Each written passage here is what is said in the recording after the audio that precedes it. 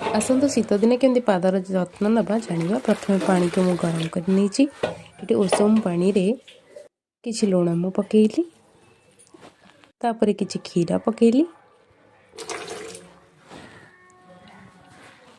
तब देखिली पानीटा ठीक गरम अच्छी ना नहीं, क्या पाद बुड़ेबी ना पुणी फटका हो बेसी गरम थी। ये पाद को बुड़े नेली, टिके पानी एपट सेपट कर गोड़े पकईदेली।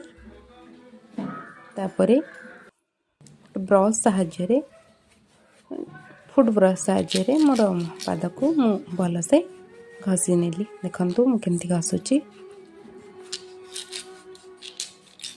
भल भाव घसी नियंतु, कारण एपट सेपट कर घसी न नेले तले शीत दिने गोड़ फटा फटा प्राय रही थाए। तो ताकू टिके भल से एपट सेपट करी तल उपर करी घसीले से क्लीन हो पाद सुंदर लगे।